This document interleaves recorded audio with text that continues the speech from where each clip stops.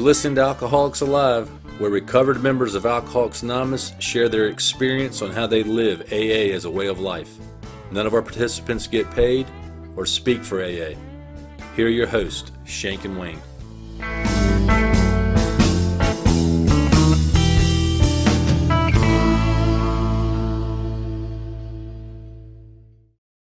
All right. Hey, welcome out there. We appreciate you coming on and listening to us today. Remember, we're recovered alcoholics that are trying to just talk about how we live Alcoholics Anonymous as a way of life.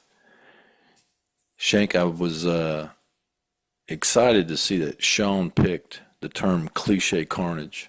It's a pretty great one. As a plain language replacement for meeting shrapnel.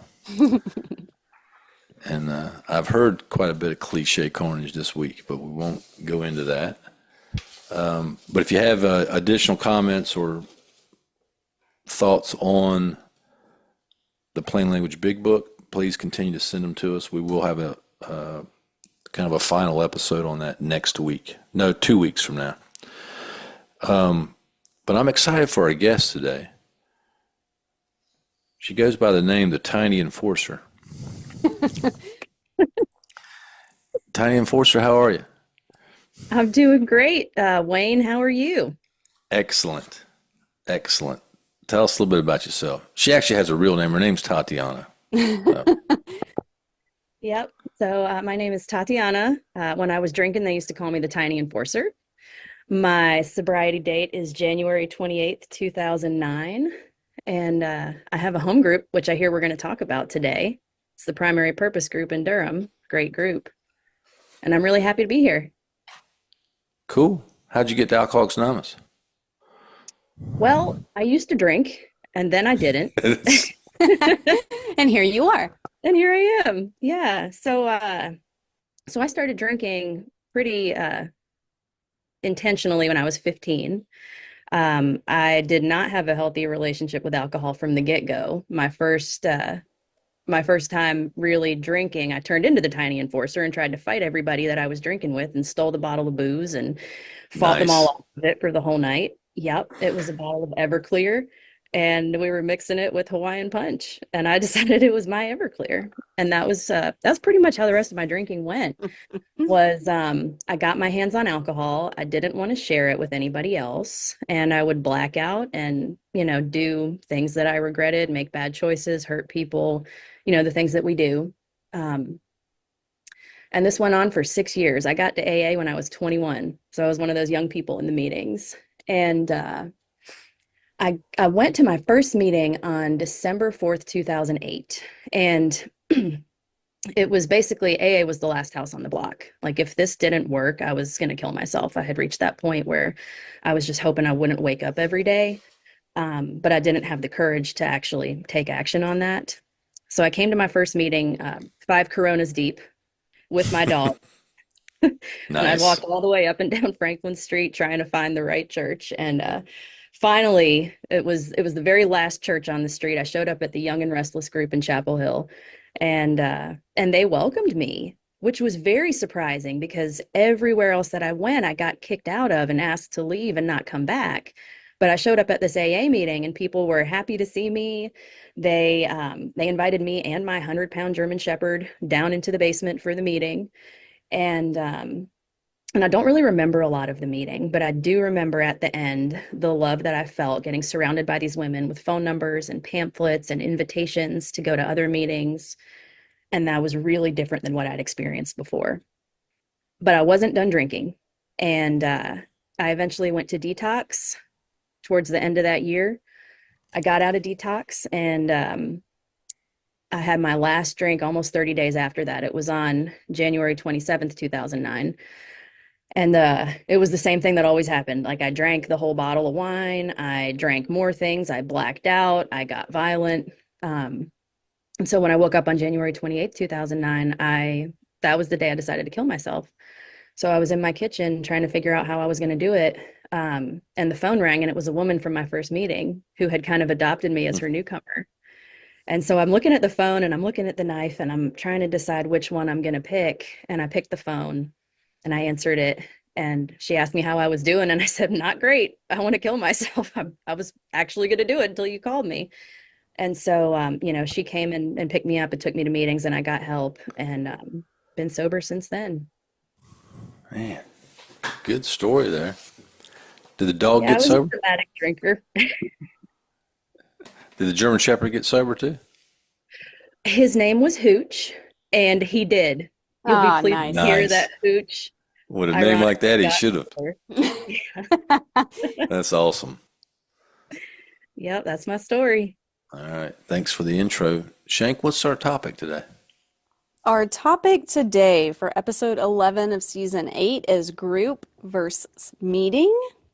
So, we're going to be talking about the AA group versus the AA meeting, affectionately referred to as the home group typically. I have a couple of readings from the pamphlet, The AA Group, Where It All Begins. So, our first reading is for group, and this comes from page 15 in that pamphlet, The AA Group, Where It All Begins. And it says, traditionally, most AA members through the years have found it important to belong to one group that they call their home group. This is the group where they accept service responsibilities and try to sustain friendships. And although all AA members are usually welcome to all groups and feel at home at any of these meetings, the concept of the home group has still remained the strongest bond between the AA member and the fellowship. And then the reading for meeting comes from page 12 of the AA group Where It All Begins. And it says, however, some AA members hold AA meetings that differ from the common understanding of a group. These members simply gather at a set time and place for a meeting, perhaps for convenience or other special situations. So if you do not have this pamphlet or you have never read it, it's actually a really great pamphlet. I don't remember if we used this one in our season on pamphlets. Maybe we used a part of it. I think we did. Yeah, that's been a long time ago, it seems like, but I think we did. So, what I'm wanting to know today is I have some questions for you all. My first question that maybe will spark some discussion here is what makes a home group different from simply attending a meeting? Tatiana, the tiny enforcer. Thank you very much, Shank. So I love, love, love this question. And I can't say enough how much a home group has meant to me over the years. My experience, I got sober in Chapel Hill in '09, and then I moved to Durham in 2011. And it took me a little while to get plugged in here. Durham and Chapel Hill, for those who don't know, are like 20 minutes apart, right? They're not far geographically. They're next to each other. But my experience was that the AA community was very different because I got sober in these young people meetings in Chapel Hill, and that was what I was used to. And then I came to Durham and I was in these what felt like adult meetings. And and so it was hard for me to really get connected here. And when I finally did get connected, I got connected in the primary purpose group. Probably started going there in late 2011, early 2012, and it's been my home group ever since. But for me, the difference that it's made is that, like, it's not a perfect analogy, but this works really well for me. I think of it like my home versus visiting someone else's home. Right. So if you're a guest coming to my home, I'm going to make sure that the space is set up. I'm going to make sure it feels welcoming. I'm going to make sure the environment is the right kind of environment, that we've got a good vibe there that's going to make the guests feel welcome. I want to make sure that you have all the things that you need. I want to make sure that the space is clean. Whereas if I'm visiting somebody else's home, like they're going to be doing all those things and I'm going to be asking, how can I help you? But when it's my home, when it's my home group, I have a responsibility to make sure that those things are done. And that for me has made a huge difference because that's, it's sort of that, am I inviting you into my home versus am I coming to visit yours? It's a good analogy. It is. Yeah. I think the other thing about a home group for me is that it's, I mean, not all, I'm responsible to that group and I'm responsible to those people. And I mean, not only do we try to have a good format or, a good topic discussion, a good speaker, but a group also does stuff outside of the actual meeting itself. So, for example, I mean, every group I've been involved in, we've always have been involved in like district and area functions and service, but we always try to take a meeting to either a detox or a treatment center or to a correctional facility. Typically do stuff outside of the meeting, like either dinner or coffee before or after the meeting, and try to gather that way. And even some groups that I've been involved in have done other. I mean, they've done outings, picnics, and going out to different events and stuff like that. So I think that's the other thing about a group that is different than a meeting is that, right, we actually do stuff outside of the actual meeting night.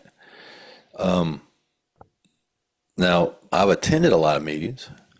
I guess probably all three of us have. And I love in the thing you read about meeting, Shank, that actually came out of the group pamphlet. It says that a meeting is a gathering of people that sometimes they'll meet for convenience or special situations. And when I first got sober, I mean, a guy that I love is dead now, but he used to always talk about meetings of convenience, and that I don't think he was slamming them. He just said that there was nothing wrong with them, but you can't. That shouldn't be the foundation of your recovery, right? It's okay to go to meetings of convenience and even some special interest meetings, but you should have a home group. And I know when I first got sober, the job I had, it afforded me a lot of times of actually going to a meeting at lunchtime. And, I thoroughly enjoyed going to that meeting at lunchtime to talk to people and share experience and to find people to help. But it was not, they didn't do anything outside of that, right? It was just a gathering of people. We got together, we fellowshipped and talked and shared experience, and then we left. Served a purpose, but you wouldn't want your foundation of recovery to be based on that. So in the group pamphlet, also on page 13, I couldn't fit this into our main readings, but it says the main difference between meetings and groups is that AA groups generally continue to exist outside the prescribed meeting hours, Yeah. ready to provide 12th step help when needed. There you have it. Yep. I mean, and that's one of the things I love about, my home group is that we do those things too. And I love that we've got a hotline commitment. Our group has hotline calls. We'll go on 12-step calls if they get requested. We've got, corrections, we've got accessibilities, we've got treatment facilities, we've got all of these different coordinators that provide these opportunities for members outside of the meeting times to go and help these other alcoholics that need it. Mm-hmm. Which is really, I guess, the purpose of the group. What's the fifth tradition say? Carry the message to the alcoholic. I mean, so that's really the purpose of the group. I know sometimes when I went to meetings especially early on, it was completely selfish. I mean, I don't mean that in a bad way. It's just, I mean, I was there for myself. I was there and I got to get some help at lunch so I can get through the day, right? And I mean, looking back on it, I was probably really goofy, but I did not understand when I was newly sober, and I would have like random days of the week off from work before I went to prison. There were some old timers that carried me around to meetings, and like they would tell me, this is a meeting, this is not a group. And I didn't know what that meant, and I didn't care. But what I remember is that there was this one meeting that was a lunchtime meeting, and people would bring their lunch in and they'd be rushing it, and it was downtown. And they'd be rushing in, eating their lunch, and I just found everything so distracting. And I'm just like, I don't understand what the point is. These people don't really seem like, I don't get it. So what I gained from that is that I did not like going to just meetings yeah. because that was my experience with it. And after, several years, I could definitely see where it could be beneficial. But I also tried to show up to that meeting a few times and just no one was there. So I was like, oh, There's that. You'll have that happen at meetings sometimes, yeah. I guess like less organization when you're doing less and you just reach out to the people that are typically there, like, oh, we're not going to have a meeting today. And I wasn't in on that. So I'm Yeah. not saying that's how all meetings are, but this one specifically, I was just like, oh, okay. Yeah, and I think there's also like for me, I related to that a lot, both what both of y'all said, because early on there was a lot of like, I'm here for me, I'm here to get what I need, which is, I was a newcomer. I didn't, I needed a sponsor, I needed to be guided through these things. But I think that part of what growing spiritually in this program has shown me is that the purpose of me going to a meeting is not for me, it's to help the newcomer, it's to help the sick and suffering alcoholic. By doing that, I get what I need, but that my primary purpose in going somewhere shouldn't be just me. Like there are times in my recovery that I have needed more than others, but I think the general focus should be on helping someone else. So Yeah. do you think it's important to make the distinction between home groups and meetings to maintain sobriety? I mean, for me, absolutely. Absolutely. Because, like we've talked about, like the home group means accountability, it's these sustained relationships, it's responsibility. And I need all of those things to build a solid foundation in my sobriety in Alcoholics Anonymous. Having the service commitments, like we talked about, like right now, I'm serving as my group's GSR, a general service representative. And so I'm carrying the group conscience down the service triangle, and that way my group's voice can be heard. Um, that I don't do that at every meeting I go to. I just do that at Right. my home. It keeps me accountable. It keeps me showing up, and it gives me ownership in that group. Like I really feel a part of when I'm participating in my home group. Yeah. There's a statement that says anybody's member is nobody's member, and meaning that What does people that you mean? well you'll hear people that don't have home groups that Okay. and maybe you've never heard it, but it used to be you used to hear people say it that they they would say things like every group is their home group. Have you ever heard Uh, anybody say that? yes, Yeah. actually I have. Yeah, Yeah. and then you'll hear people say it kind of goes in line with everybody's my sponsor. And so there used to be this saying when people would say every group is my home group that well anybody's member is nobody's member, meaning well you ain't got a home group. I see. And I know for me it's just vitally important to have a home group. I mean, I've always had one, and it is in a real way where I learned to get along with people that I disagreed with, and I've learned to just kind of do what I can and try to be of service.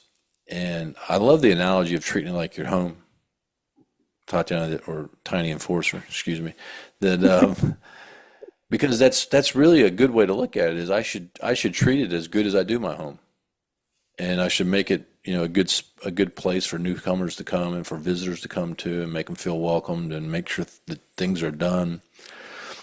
Mhm. And I mean, I know just personally for me, it's really helped me to grow spiritually and Absolutely. kind of take my place. And I love what And you said about the relationships too, because for me, it's about like my home group is my extended AA family. This is my family by choice.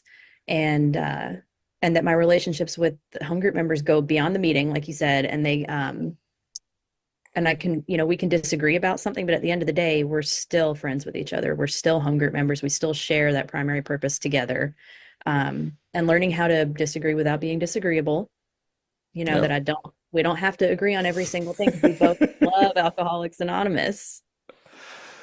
yeah, it can be I'm difficult still working sometimes. on it. You still work on being disagree without disagreeing or disagree without being disagreeable. Yeah, You're way Progress, better than never you hurts, used to right? be. That's that's right. right. That's right. Okay, so But one thing, this is kind of a curveball, but it just came to my mind. Are okay, so we're talking about groups and meetings, but how about specialized groups? So young people, doctors, men, women.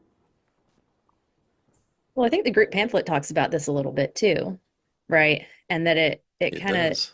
It talks about how, these things can exist. We've got that fourth tradition. A group can be autonomous if they want to have a specialized, segment of the AA population that they want to serve, that's fine. But that ultimately a group should be welcoming to anyone who shows up there, regardless of whether they meet the additional criteria that the group is, trying to serve. And, my experience is that I have been a member of young people's groups. I have been a member of women's meetings. But for the last 12 years or so, I've been a member of a group that doesn't have any kind of special designation. But those groups are helpful for me at certain points in my recovery, and I know they're helpful for some people. And for me, I tend not to attend them. Just not for any particular reason. I just have found that the groups around here, or the meetings around here, I don't need a specialized one right now. Yeah, I guess I got a pretty, what some people call a radical view on that, but I just think that if you believe what the third tradition says, if you really believe the third tradition, then you can't believe that a specialized group makes sense in Alcoholics Anonymous. They can't exist. So I think I personally think it's fine for men to get together and talk about recovery. It's fine for doctors to get together and talk about recovery. It's time for any of those specialized groups. I just don't think they should be called AA groups. Because the pamphlet says it. It actually supports my statement. So I think it says here, oh yeah, some AA comes, am I stealing your thunder here, Shank? Go ahead.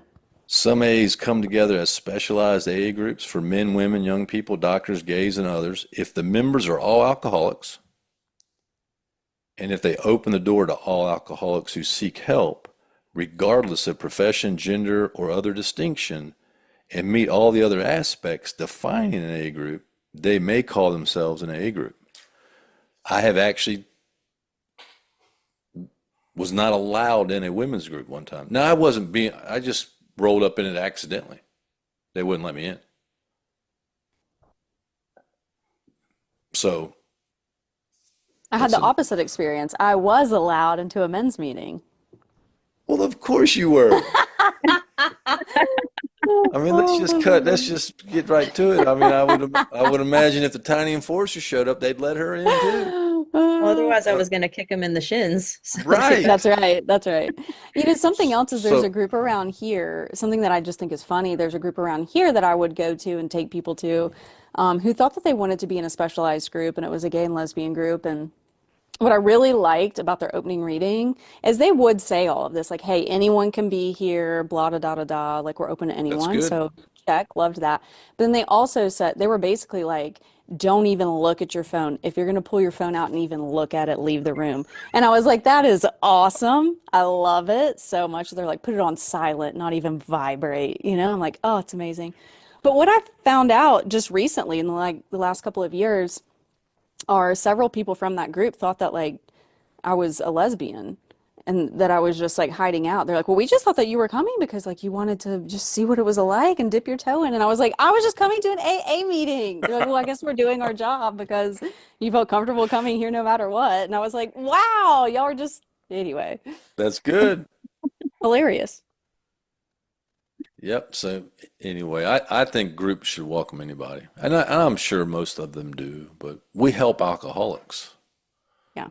Mhm. regardless of what your other problems are. And Mhm. the idea that we're going to exclude people, I just think it goes against everything we believe in. Not saying people shouldn't get together that are like-minded, but I don't know. Just call yourself a meeting or a gathering of people. Yeah.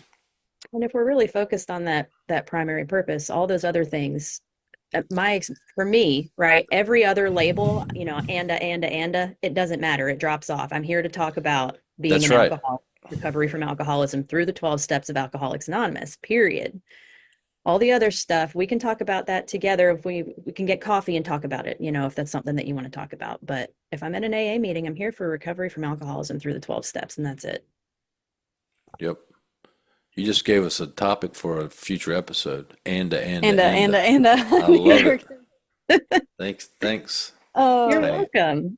Happy to contribute to the shrapnel. So, can you share examples of how being active in a home group has helped you spiritually? You're gonna have to cut me off because I could literally share a million. So like I said, I joined, my home group, the primary purpose group, probably 2011, 2012, something like that. Then my sponsor and I joked that I was like, I think I became a member in good standing in 2014. And she's like, Tatiana, your definition of like being in good standing is somebody else's like outstanding, like Yeah. relax, you were fine. But I was like, I was a crappy home group member. Um, but for me, getting a service position at my home group, teaching, it taught me responsibility and accountability. Like I said before, right? That if I say I'm going to be there to set up the meeting, then I'm going to be there an hour before the meeting starts with the keys, set up the chairs, get the coffee going. I have to be there. Um, and that helped me a lot because in my active alcoholism and in early sobriety, I was completely unreliable. If I told you I was going to do something, there was a 10% chance I was actually going to do it. Um, and so learning how to be an accountable person and a member in society, a citizen showing up for things has been huge for me. Um, and then also, it's not just about service, but it's also the relationships and supporting other home group members and being supported myself. Um, I became a mom in 2015, and that was, and we had three kids back to back to back because if one is good, three is better. And I'm a true alcoholic. And so more is always better. So we had three kids in 3.5 years. And that was a huge shift because I couldn't just, go scoop up some newcomers, take them to a meeting, uh, go out with folks to group anniversaries whenever I felt like it. Like I had tiny people that I needed to take care of too. And my home group members really just, they called me, they checked on me, they brought meals, they would come over and hang out with me when I was going stir crazy from being locked up with kids all day. Um, and being able to accept that help and being open to accepting it because I'd just gotten so used to just I just gonna want to be of service.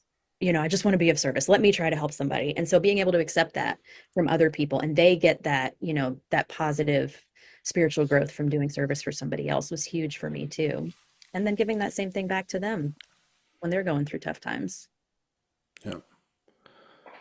Yeah. I've had lots of examples of growing spiritually in a group.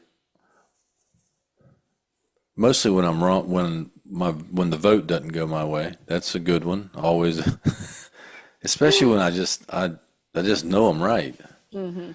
or my way's better. And typically when it doesn't go my way, it ends up being the better way for the group. But I remember one time in a group that I was in, they wanted to turn the meeting into a big book study. Now I'm a big book guy, but the way they were going to do it, I just didn't think it was going to be good for a meeting format, and I was opposed to it, and I think a lot of people in the group were surprised that I was opposed to it. I spoke out vocally against it, and at the business meeting, and I think I was the only one that was against it. And you know what? It got approved, and they're still doing it. I mean, 27 years later is pretty going pretty strong for them. Yeah. So mostly stuff like that, and the other thing is you form relationships with people's families too, and which is nice. And now you just kind of take your seat and try not to want to control everything. That's a really good point. I Yeah. know yeah, our home group had a big, a big thing that almost tore our group apart. Childcare. It was a big issue at Primary Purpose because we used to provide it. And then COVID happened, pandemic happened, we got shut down. And when we came back, some members really wanted to go back to providing it, but the membership had changed. We had different folks there now. And so it was a big issue. And I was sort of one of the ones who's stuck on the like, we need to provide this as a service to alcoholics, and the group conscience went the other way. And for me, it was a huge opportunity to grow spiritually and just, okay, like this is the conscience of the group. I'm going to go along with the group conscience. I'm going to trust that God has a plan in all of this. And it's worked out fine. People still Mm. come to the parents still come to the meeting. I bring my kids and they don't need a babysitter. They play on their iPads quietly during the meeting. But it all worked out, and it wasn't necessary that I understand exactly how it's supposed to work out. I just have to trust that second tradition that God's in charge. He's speaking through the group conscience and that it's going to work out. Yep. Shank, have you grown spiritually in the home group? I have. Uh, I was a part of a group for many years, and it was a great experience for like 7 years. And, you know, I, I had the opportunity to leave a group in the right way. Not because I was angry, not because something didn't go my way. Um, I just needed something else. And so that was a really cool experience for me to not like hate anyone while I'm leaving the group, to fulfill my service commitments and go to a different group that I've been at now for almost 5 years. And, my new home group is amazing and it was right on time. And, I think I just had this understanding or this thought for many years that like if I'm at a good group, I need to just stay there no matter what, and I need to be helpful. And there's definitely some truth to that. But I at that time I needed to go somewhere else and grow in a different way, and I've been able to do that. Now, with that being said, I mean, I have a lot of ideas and thoughts, and um, not everything in my current home group has gone my way, and that has been okay. There have been times where I get really aggravated because things should go my way. The group conscience is speaking a certain way. But those have all also been really amazing growth opportunities. And I can translate that into my personal life, into my family. When everyone knows that something needs to happen in the family, but no one's willing to say it, you know, and I can step up and say it. Sometimes that gives other members of my family the opportunity to say, you know what, that actually sounds right, and that would probably be the better thing to do. Or when everyone else is thinking that something should happen in my family, I'm able just to say, okay. And I learned that from Alcoholics Anonymous. I learned how to show up early to my home group, and now like I'm always an hour early at work. People are like, you run your own business. Why are you there an hour early? Like, don't you know what's going on? And it's because I want to be there and get centered and make sure I have all of my tools ready, all of my supplies, anything I may need. I get to be in my space and invite God into that space, just as we do in the home group. So everything that I've learned in Alcoholics Anonymous, I'm able to and I do apply in my day-to-day life. And I think that that's why it's a design for living that works, because I've been able to mhm. learn all of these things, you know, similar to what you said, Tatiana. I loved that too. Like it's like my home, inviting people in. And when I do that, I want them to feel accepted, loved, cared about, welcomed, all of those things. And I've learned how to apply that in every area of my life. And I still struggle a lot with family relationships. Just because I got sober does not mean that everything was just perfect. But in learning how to deal with adversity or strong opinions in Alcoholics Anonymous, like I'm still learning how to be able to speak up for what I believe in without it being like a little too much. But progress, not perfection. That's You right. know? Um, and someone we had on previously, Debbie, she told me that being direct was not that was a God-given character. How did she put it? And I've stuck with that. It's still under review if that's an accurate statement. I think she was saying that your being direct like that is a character defect that God gave you to help other people grow or something like that. Or That's right. Yeah, yeah, I like I that. mean, I guess it could be true. I love that. I don't know.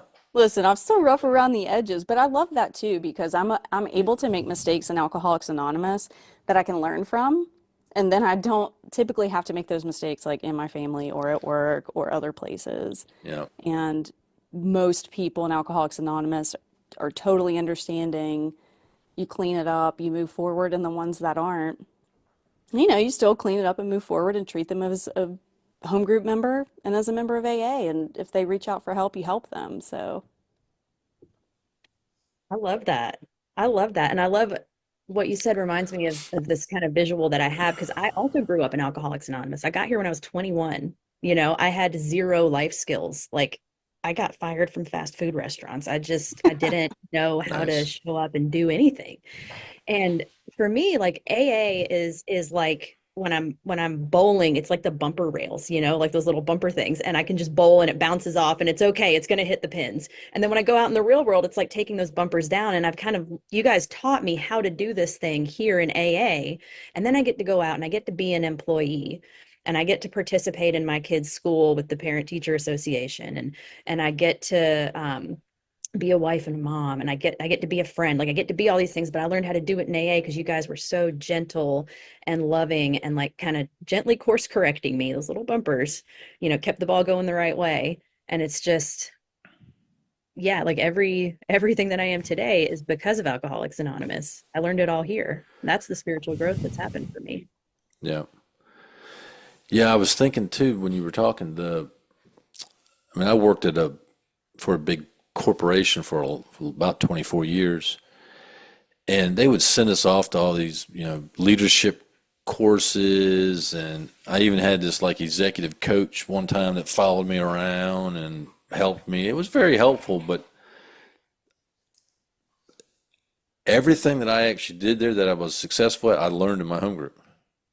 And I learned in Alcoholics Anonymous. And just applying stuff that I did at my home group, just really simple things, and the traditions at work, you know, really was way more beneficial than having an executive coach following you around and going off to these, you know, yeah, nice places. Sometimes they'd send us on these retreats, and you go to some cool places, but they weren't any more helpful than the traditions or arguing with somebody at your home group and then going out to coffee afterwards. The best yep. teacher of all. Yep. Shank, you want to move on to meeting shrapnel? All right, meeting shrapnel. You ready, Tatiana? Here Yep. we go. Buckle in. In our meeting shrapnel today, it is it's not a segment of lore, myth, or sayings frequently heard in AA. We have types of meetings that we frequently see in AA. So Okay. we have 3 types of meetings, and we're going to discuss them, All right. kind of discuss what they're about, and see if we want to keep having them. So our first What's your first meeting one? shrapnel here is open discussion meeting.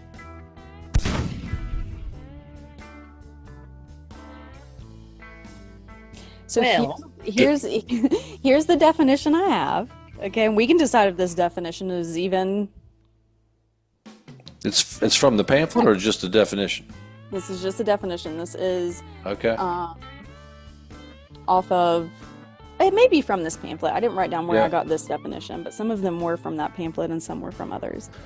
So, and this is just an open meeting description. An Okay. open meeting of AA is a group meeting that any member of the community, alcoholic or non-alcoholic, may attend. Non-alcoholics may attend open meeting as observers. The only obligation is that attendees not disclose the names of AA members outside the meeting. Okay. So we have the open discussion Open meeting. discussion. Okay. What do you think, Tatiana? So my experience was that my first 2 home groups were open discussion meetings. And most of the meetings that I went to, my first 2 years of recovery, were open discussion meetings. Um, it was helpful for me at the time because I was one of the meetings I went to, there was a certain vibe at the open discussion meetings that I went to. And I have, and this is just my experience, but I have observed a similar vibe in other open discussion meetings that I've been to in other areas and other states. where it tends to be a little more loosey-goosey. And so, there was one that was my home group where a guy would bring a garden gnome and set it in the middle of the room, and he was like, "The gnome's here for the meeting," and it was just everyone laughed, and we just thought it was great. Um, and I loved that. I loved that because I was 21. Yeah, yes, this really happened. Yep. But I was 21 and I was like, just a drunk college kid, potty mouth, like dirty, grungy bar, loved just everything that was off the wall and crazy and uncomfortable. It was fantastic. And so I loved that. It was great. And then, and a lot of times kind of shares would be sort of off the wall. You never knew what you were going to get at the open discussion meetings. But over time for me, I think I have found that I prefer, if it's going to be a discussion meeting, I'd prefer for it to be closed. Because for me, I want to know that if I'm going to be in an AA meeting, we're going to be talking about the AA solution. And that I think it's important for the newcomers to hear the AA solution as well. And so for me personally, I just prefer discussions closed. Now, Tatiana, if you escaped the gnome and that open discussion meeting, you're probably an exception. That's awesome. Oh yeah, that gnome was a regular attendee. I bet he was. Oh my goodness. So on open discussion meetings, I've been to, when I first got sober, I went to a lot of open discussion meetings. The most of the ones that I have attended were what the Tiny Enforcer described as loosey-goosey, because they typically started off with, does anybody have a problem they want to discuss today? And I mean, even when I was new, that just never seemed right to me. Now, I participated. I mean, sometimes I might bring something up. And then it would start off with somebody talking about being mad at the guy that, ripped him off when he bought a used car from him. And then there'd be 18 psychiatrists sitting around that were going to basically give him feedback on what he needed to do. And I don't know. I mean, it just didn't seem like an AA meeting to me. So, and I think that's how the majority of those go. Now, I could be wrong. I mean, I guess if you called it an open discussion and the chairperson actually maybe had a topic to discuss, that maybe those could go okay. But some of those open discussions, like I'm talking about, I think it's part of the reasons that AA is. And we're a little fortunate in the area that we live in. We've got some pretty solid Alcoholics Anonymous. But there's whole portions of the country that it's more of the open discussion type thing, and it's turned into this kind of therapy / mental health like spin, and anything goes. And they even now to where the third tradition doesn't really exist. They try to help anybody, kind of all recovery. And so that's just what my experience has been with it. Now, I enjoyed some of those open discussions being brand new, where I could go in and talk about my wife sleeping with my cousin and not coming back to me, and I got a lot of good feedback on that of what to do, but I don't know. I'm not a fan. It could lead to the demise of Alcoholics Anonymous. That's a little extreme, but One of my favorite things is there used to be this open discussion meeting that I would go to, and it was I don't know, I was 4 or 5 years sober, and it was before I had my driver's license, and this girl took me to, and it was, I thought it was an awful meeting, but I really felt passionately at that time that I needed to go to these awful meetings and save people and bring them to my home group, and like, you need to go to an actual AA meeting. And listen, I don't know if I was actually effective in doing Probably that or not, but that's where I was at that time. And I'll just never forget that my boyfriend at that time was like, "Oh, you're going to the open disgusting?" And I just was like, "What?" And he's like, "Oh yeah, where I got sober, we call them the open disgusting meetings. They're so terrible."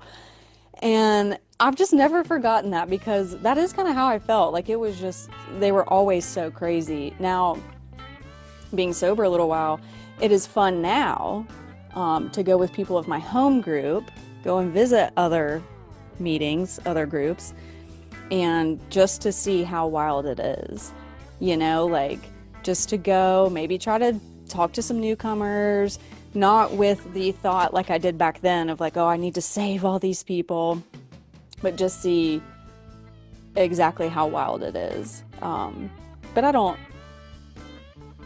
we're going to get to this next, but my comment is always like, there's a reason why we should choose our speakers when we have someone speak at our home group. There's a reason why we should choose them wisely, and it's because that's an open meeting. So an open discussion to me just seems like an oxymoron. Like, it's open for anyone to be there and also anyone to share anything they want. Is it AA? Is it not? I don't know. Most of the people don't know. They shouldn't share if they're not a member of AA, or maybe they can. The group probably doesn't care. I don't like it. Yeah. It seems that most of the stuff that somebody would bring up in an open discussion, well, even me when I was brand new, it was better suited for a sponsor or a friend or just a trusted, AA member. But how are you going to get pity from everyone or applause from everyone if you didn't share? It's hard. It's hard to. You're right. And that's a good point. I may start going back to some open discussion meetings. Just, I got a lot to talk about. This might be a meeting shrapnel, but I remember early on, my sponsor was like, you bring the message to the meeting and the mess to your sponsor. That's right. To the meeting. This is the place for solutions, not the place for messages. Yep. So if someone has a problem and you have experience, you share your experience with a solution, but we're not here to just complain about things. Yep. Well, so I think that I'm scrapping open discussion meetings. What about you, Tatiana? It's not for me. I think I'll do the same. All right, us out of here. Our next meeting shrapnel is the speaker meeting. Here's a definition. A speaker meeting in Alcoholics Anonymous is a meeting where one or more members share their stories of alcoholism and recovery. The purpose of a speaker meeting is to inspire and offer hope to others and to help members understand each other's journeys to sobriety. Well, I can say my home group, we meet twice a week. We have a closed discussion on Tuesdays, and we have an open speaker meeting on Fridays. And the purpose of the open speaker meeting is exactly what you said, so that anyone who's interested in Alcoholics Anonymous, whether or not they have a problem with alcohol, can hear what this program can do for someone. And I love in the big book how it gives us some very clear guidelines about how we share our story and what we're to share when we speak. We share in a general way, and we share through our own experience how we developed a relationship with God as we understand Him. And I know at our group, when we choose our speakers, the group conscience is that we try to choose someone who has worked all 12 steps, who has a sponsor, who has a home group, who is active in both of those things, like not just a sponsor in name, someone who's actually using their sponsor, not just a home group in name, who's actually active in that home group, and then who's worked the steps and is trying to apply those, because we want to make sure that the message of recovery through AA is what's being shared at that open speaker meeting. Because, if we get a lot of nursing students coming into our meeting, and we'll have ladies from treatment centers and halfway houses coming in there. And we want to make sure that they're hearing the message, the solution from this program. Now, when I first got sober, I went to a lot of speaker meetings, but I had a hard time sitting still and sometimes in paying attention. But I think the speaker meeting, especially, I won't talk about the different types of speakers, but just in general, an open speaker meeting in Alcoholics Anonymous, for me, is one of the better meetings, because it gets me, if I'm listening, it gets me out of myself, and I'm trying to focus my attention on somebody else's story.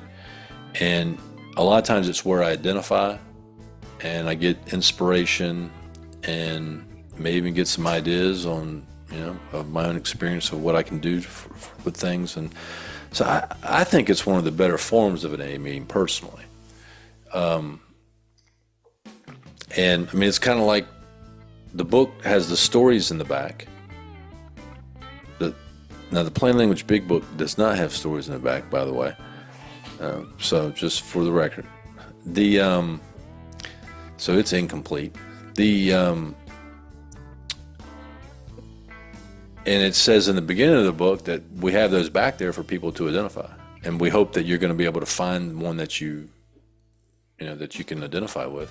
And I think that's what the speaker meeting is. It's where we give up our time to listen to somebody share their experience, strength, and hope, and hope that we hear the message. So I'm a fan of a speaker meeting.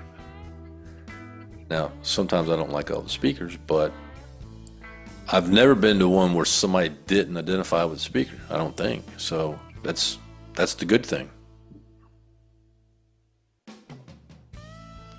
Shank, you're not a fan of a speaker meeting, are you? I don't dislike speaker meetings, but I was thinking it wasn't your favorite, but I don't know that. it's not necessarily my favorite. What I enjoy is, once again, my home group now, we know when our home group members are speaking and where. And it's very fun to go and listen to a home group member speak at a different meeting together. And it's even more fun if it's someone you've heard speak a few times already and you can just guess what they're going to say. It's just fun to have those relationships with people where, you can make wagers. I think they're going to tell these stories. I think they're going to tell those stories.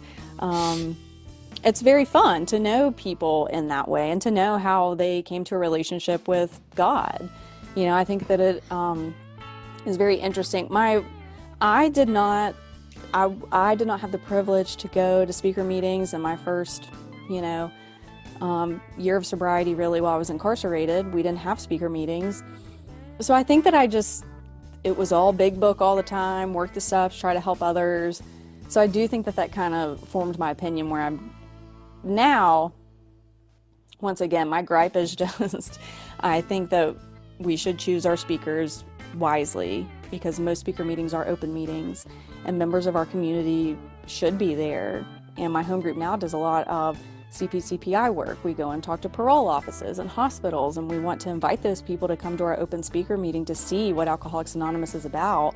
And if you have someone up there that stays drunk for 40 minutes and never gets sober and talks about what it's like, I just don't think that that's a good example for our community, for people who do not know about Alcoholics Anonymous, what we do, what we don't do.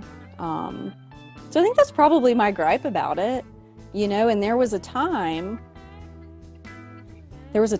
when I would share my story or whatever. And, I would talk about everything except my own alcoholism and my own experience and the fact that I had been to prison. It was all about my family members and, so.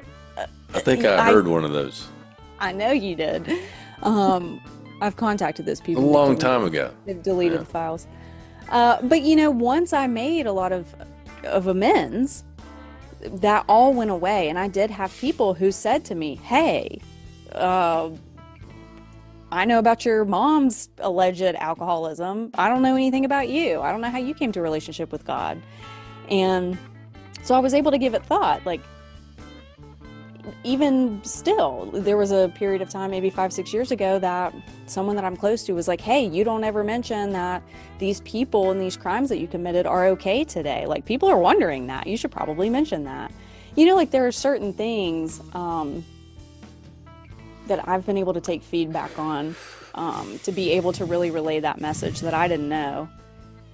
And I guess, part of the reason I don't like speaker meetings is because people don't want feedback about what they just got up there and talked about.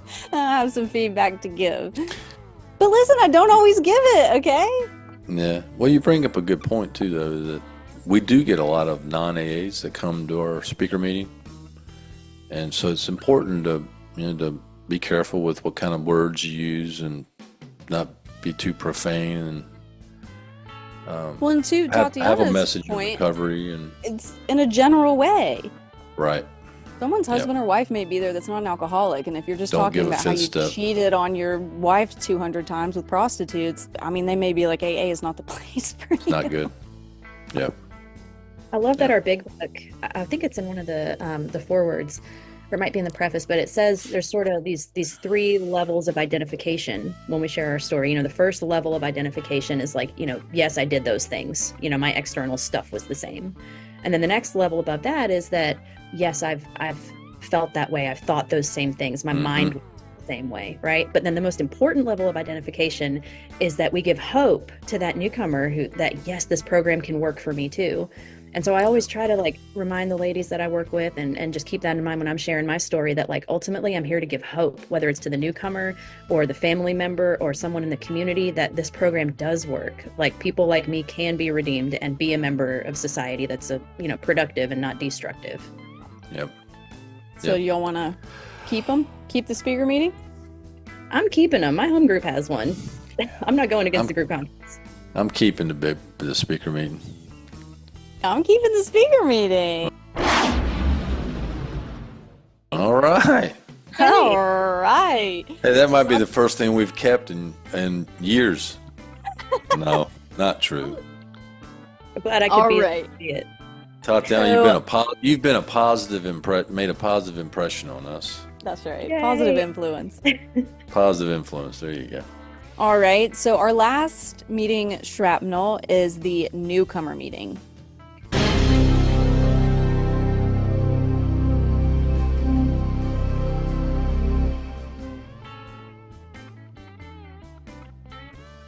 And I do have an alternative for this one. But a newcomer meeting in Alcoholics Anonymous is a meeting designed to introduce people new to AA to the fellowship and the recovery program. They're for people who are new to sobriety and help them learn about Alcoholics Anonymous. They typically focus on the first 3 steps of the 12-step program of Alcoholics Anonymous.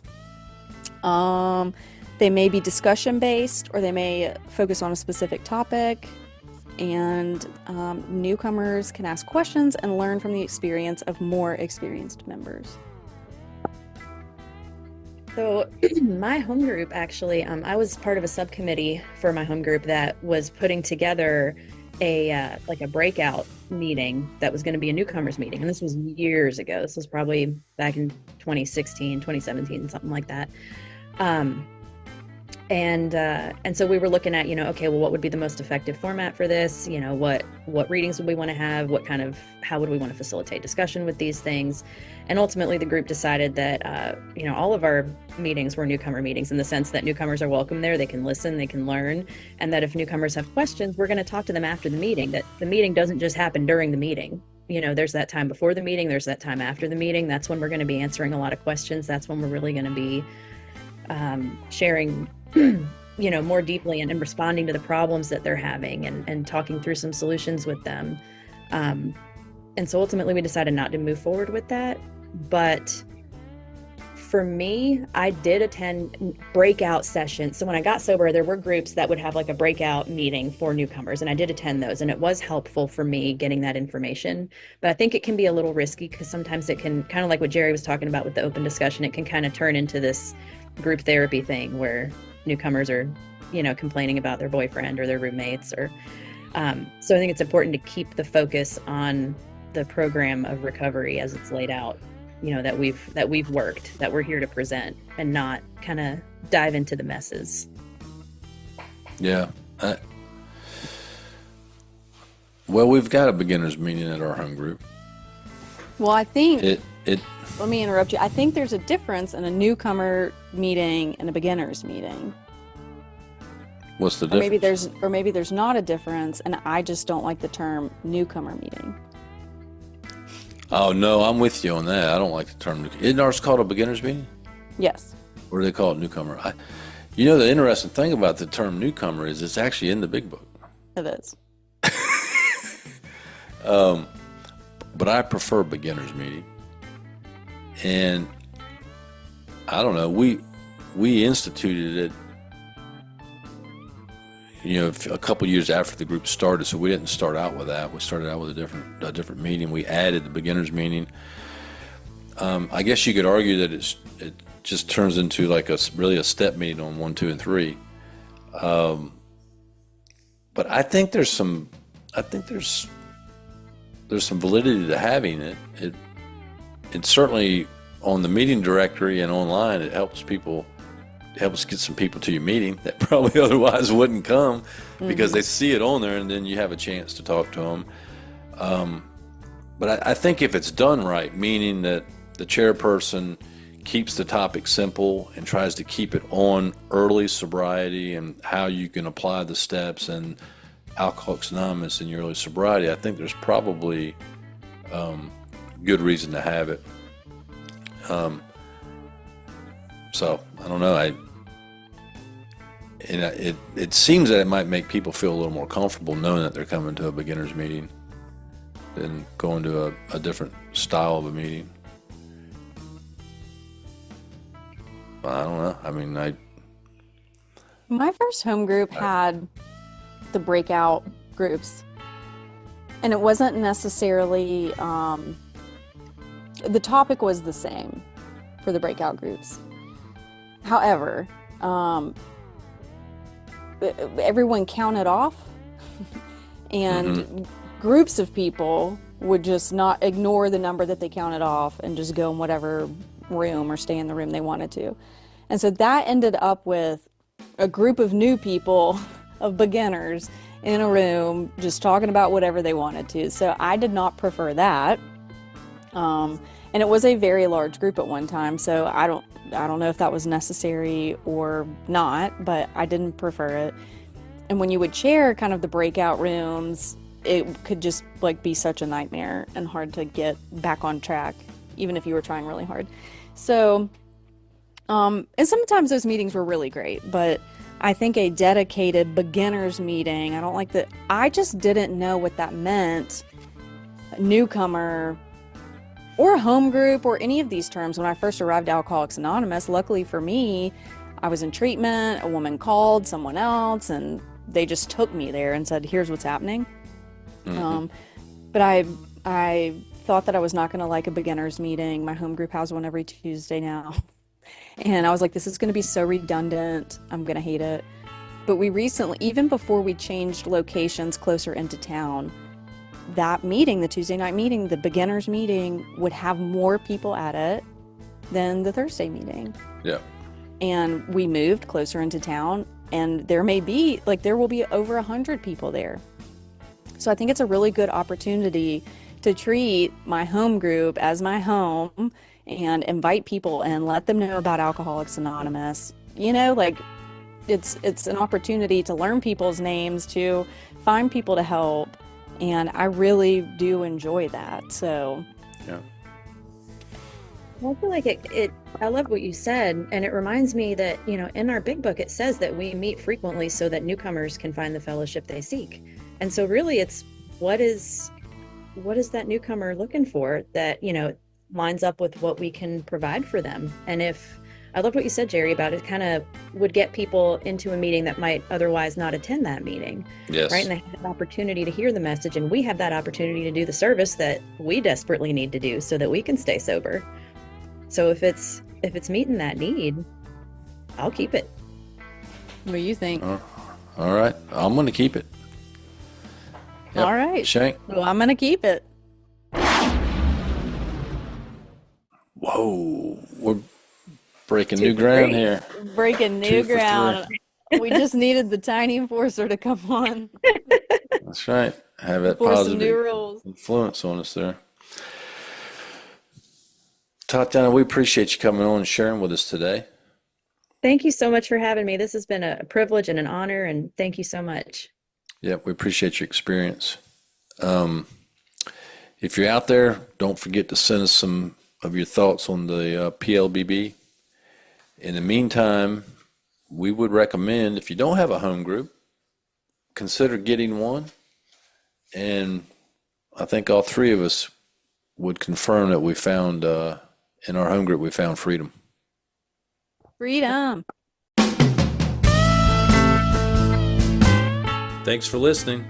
If you have a comment, suggestion, or just need help, you can email Shank and Wayne at freedom@alcoholicsalive.com.